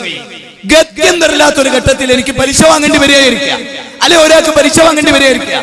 എനിക്ക് അയാളെടുത്ത് പോയിക്കൂടെ? ചോദിച്ചൂടെ? ചോദിക്കാം. പക്ഷേ എനിക്ക് പോകാമെന്നതുകൊണ്ടോ ചോദിക്കാമെന്നതുകൊണ്ടോ എന്റെ ചോദ്യം അയാൾ കേൾക്കുന്നു എന്നുള്ളത് കൊണ്ടോ ഞാൻ ചോദിക്കുന്ന ഹറാമിന്റെ പൈസ അയാൾക്ക് തരാൻ കഴിയുമെന്നത് കൊണ്ടോ എനിക്ക് പരിശോധിക്കാൻ പറ്റുമോ? ഒരു പെണ്ണെ ഞാൻ വിളിച്ചിട്ട് വ്യഭിചരിക്കാൻ എന്റെ വിളിയോട് കേൾക്കുന്നുണ്ട്. വരാൻ അവള് സന്നദ്ധരാ. കേൾക്കുമെന്നതുകൊണ്ടും അവള് സന്നദ്ധയാണെന്നതുകൊണ്ടും എന്റെ ശാരീരിക വികാരം തീർത്തു തരാൻ അവള് തയ്യാറാണ് എന്നതുകൊണ്ടും ആ വ്യഭിചാരം എനിക്ക് അനുവദനീയാവോ? ആവോ? എന്റെ പരിധിയിലുള്ള ഒരു ജിന്ന് കേൾക്കുന്നുള്ളത് കൊണ്ട് അതെനിക്ക് അനുവദനീയമാകും. ആവോ? എന്താ അത്? ഒന്നത് ഒരു കാര്യമാണ്. രണ്ട് ജിന്നിനെ സംബന്ധിച്ച് മലക്കിനെ സംബന്ധിച്ച് അഭൗതികം എന്ന് പറയോ ഇല്ലേ? എന്തായിരുന്നു മുജാഹിദുകള് നാളിതുവരെ വാദിച്ചു പോന്നത്? അത് നിങ്ങൾ നോക്ക്. ആ 8B ഒന്ന് കേട്ടോളൂ. സഹായിക്കാൻ സൃഷ്ടികൾക്കാർക്കും സാധ്യല്ല, അള്ളാഹുവിന് മാത്രമേ കഴിയൂ. കാര്യകാരണ ബന്ധങ്ങൾക്ക് അതീതമായി സഹായിക്കാൻ അള്ളാഹുവിന് മാത്രമേ കഴിയൂ. ജിന്ന് കാര്യകാരണ ബന്ധങ്ങൾക്ക് അതീതമായി ആരെയും സഹായിക്കില്ല, ആരെയും ഉപദ്രവിക്കില്ല. ജിന്ന് ഗൈബിയായി ആരെയും സഹായിക്കില്ല, ആരെയും ഉപദ്രവിക്കില്ല. അല്ല, കഴിവില്ല. ജിന്ന് എന്ത് ചെയ്താലും എന്ത് പ്രവർത്തിച്ചാലും അത് അഭൗതികല്ല, ഗൈബല്ല, കണ്ണിൽ കൊണ്ട് നമുക്ക് കാണാൻ കഴിയില്ല. അതൊക്കെ ഭൗതികമാണ്, ഭൗതികമായ പ്രവർത്തനങ്ങളാണ്. അതിന് തെളിവാണ് 3 പുസ്തകങ്ങൾ. എത്ര കൊല്ലമായി മുജാഹിദുകൾ എഴുതിയിട്ട് അതുപോലും വായിക്കാതെ, അതുപോലും പഠിക്കാതെ മുജാഹിദികൾ ഇപ്പൊ കണ്ടുപിടിച്ച നിലക്ക് എന്താ സാഹിബ്, ആരെങ്കിലും ചപ്പ്ളാച്ചി ചപ്പണമെങ്കിൽ അത് കയറി നിങ്ങൾ ചപ്പാത്തിക്കണം എന്തിനാ? എന്തെങ്കിലും സ്വന്തമായിട്ട് വായിച്ച് പഠിക്കണ്ടേ? ആരെങ്കിലും കൊണ്ടുനടക്കണ കണ്ടപ്പോ കൊള്ളാലോ അത്, നമുക്കും പറ്റുമോ, നമുക്ക് ഇറങ്ങാം. അങ്ങനെ ഇറങ്ങിയിട്ടുണ്ട്. അത് ഞാൻ ഇൻഷാ അല്ലാഹ് കുറച്ച് സമയത്തിന് ശേഷം ഇയാൾ എന്നെ പറയുന്നുണ്ട് പെട്ടത് അല്ലേ. ചാത്തൻ പോത്തൻ കുറുഞ്ചാത്തന്മാർ തെക്കു വടക്കോട്ടോടുകയാണ് എന്ന് മുദ്രാവാക്യം വിളിച്ചിട്ട് കുറെ ചാത്തന്മാരും പോത്തന്മാരും തിരുവനന്തപുരം മുതൽ കാസർഗോഡ് വരെ ആ ചടഞ്ഞതും കൊണ്ട് ഓടി നോക്കി. എന്നിട്ട് ഒന്നും സംഭവിച്ചോ? വല്ലതും സംഭവിച്ചോ? കേരളത്തിൽ വല്ലതും സംഭവിച്ചോ? കുറെ ചാത്തന്മാർ റോഡിലൂടെ ഓടി എന്നല്ലാതെ. അതുകൊണ്ട് ആരെങ്കിലും ചപ്പി തുപ്പിയത് അത് വാരി അണ്ണാക്കിലിടാൻ ശ്രമിക്കരുതേ പൈസി എന്നാണ് ഈ സമയത്ത് വളരെ സ്നേഹത്തോടെ ഉപദേശിക്കാനുള്ളത് അല്ലെ. കുറെ ഓടിയതല്ലേ ഇതൊക്കെ. ഇവിടെ ഈ പറഞ്ഞത് ഇത്രയും അമ്പലക്കടവ് അബ്ദുൽ ഹമീദ് ഫൈസിക്ക് മറുപടി കൊടുത്തതാണ്. എന്ത് വാദിച്ചപ്പോ ജിന്നും മലക്കും അഭൗതികമല്ലേ, അപ്പൊ അവരോടുള്ള തേട്ടം ശിർക്കല്ലേ എന്ന ചോദ്യത്തിന്റെ മറുപടിയായത്. മടവൂരികൾക്ക് കൊടുത്ത മറുപടിയായത്. അതുപോലെ അമ്പലക്കടവിന് കൊടുത്ത മറുപടിയായത്. മുജാഹിദ് വേദികളിൽ ആധികാരികമായി വ്യക്തിവിരോധമല്ല പറയുന്നത്. എന്റെ എതിരെ കണ്ടോ മുറി നടത്തി എന്നെ വ്യക്തിപരമായി ഇകയറ്റുന്ന അനസൂലിന്റെ അല്ലേ ഈ പറയുന്നത്. മറിച്ച് അദ്ദേഹം പറഞ്ഞെന്താ, പണ്ടേ മുജാഹിദ് പണ്ഡിതന്മാർ 3 പുസ്തകത്തിന് ഇത് എഴുതിയതാ. ഏത്? മലക്കും ജിന്നും കാര്യകാരണബന്ധത്തിനുള്ളില, കാര്യകാരണബന്ധത്തിന്റെ അപ്പുറത്തല്ല എന്നതിന് 3. എന്നിട്ട് ആരോ വാരിയ ചർദല് വാരിത്തുന്നാണോ മടപൂരികളെ, മാരിത്തുന്നാണോ സമസ്തക്കാരെ? ഇപ്പൊ ആരാ വാരിത്തുന്നത്? അതിന്റെ തൊട്ട് മുമ്പ് നിങ്ങൾ കേട്ടില്ലേ കായക്കൊടി? അദ്ദേഹമാണോ വാരിയത്? ചാത്തൻ പോത്തൻ കുറുന്തോട്ടി ഓടിയെടുക്കുന്ന തിരുവനന്തപുരം മുതൽ കാസർഗോഡ് വരെ ഇപ്പൊ ആരാ കാസർഗോഡ് മുതൽ തിരുവനന്തപുരം വരെ ഓടുന്നത്? ആരാ? നിങ്ങളുടെ മലന്ന് കിടന്ന് നിങ്ങളുടെ നെഞ്ഞത്തേക്ക് തുപ്പി. ഞങ്ങൾക്ക് സങ്കടമുണ്ട്. നിങ്ങൾക്ക് ഈ ഒരു ദുരന്തം വന്നതില് വേദനിക്കുന്ന മനസ്സുകളാ ഞങ്ങൾ. ഞാൻ ഇങ്ങോട്ട് പോരുമ്പോ പോലും പറഞ്ഞു എന്റെ സുഹൃത്തിനോട്, നമുക്കിതിൽ വേദനയുണ്ട്, ആത്മാർത്ഥമായ വേദനയുണ്ട്. അല്ലാ ഇവർക്ക് എന്തു പറ്റി എന്ന്. ഇനി ഏതാണ് ആ 3 പുസ്തകങ്ങൾ? ഏതാണ് ആ 3 പുസ്തകങ്ങൾ? ആരാണ് എഴുതിയത്? മനസ്സിലാക്കണങ്ങള്. ഇത് ആളുകൾ ഇങ്ങനെ പറഞ്ഞു പോവാണ്. എന്താണിത്? അത് നിങ്ങൾക്ക് ഒന്നിട്ടെടുത്ത കേൾക്കാം. ആ ഭാഗം കൂടെ ക്ലിയർ ചെയ്ത് കാര്യങ്ങൾ നമ്മൾ പഠിക്കേണ്ടതുണ്ട്. മുജാഹിദുകളുടെ തെളിവായി ഉദ്ധരിച്ചു. 1 ഡോക്ടർ ഉസ്മാൻ സാഹിബിന്റെ ഗൈബ് എന്ന് പറയുന്ന പുസ്തകം. 2 സലാം സുല്ലമി എഴുതിയ ബുഖാരിയുടെ പരിഭാഷ. 3 ചെറിയ മുണ്ടം ശബാബിൽ എഴുതിയ ചോദ്യോത്തരങ്ങളും ആ ചോദ്യോത്തരങ്ങൾ യുവത പുസ്തകമാക്കിയിട്ട് പ്രാർത്ഥനാ തൗഹീദ് ചോദ്യങ്ങൾക്ക് മറുപടി എന്ന് പറയുന്ന പുസ്തകത്തിന്റെ 78ാമത്തെ പേജിലുള്ള വാചകവും. ഇത് 3 ഞാൻ ഉദ്ധരിച്ചെന്തിനറിയോ? അമ്പലക്കടവ് വയസ്സ് പുതുതായി സമർത്ഥിക്കുന്നത് കണ്ടു. ഇത്രയും കാലം മുജാഹിദുകൾ പറഞ്ഞത് മറഞ്ഞ വഴിക്ക് സഹായിക്കാൻ അള്ളാഹിനെ കഴിയുള്ളൂ, എന്നാൽ ഇപ്പോ ജിന്നുകൾ ഉപദ്രവിക്കുന്നു എന്നവർ പറയുന്നു, ജിന്നുകൾ പലരെയും സഹായിക്കുന്നു എന്നവർ പറയുന്നു.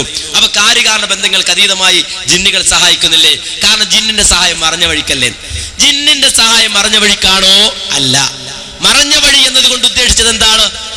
മറഞ്ഞ വഴി അദൃശ്യമായത്, അഭൗതികമായത്, കാര്യകാരണ ബന്ധങ്ങൾക്ക് അതീതമായത് എന്നതുകൊണ്ട് മുജാഹിദുകൾ ഉദ്ദേശിച്ചത് പരിപൂർണമായും അള്ളാഹുവിന് മാത്രമുള്ളത് എന്ന അർത്ഥത്തിൽ.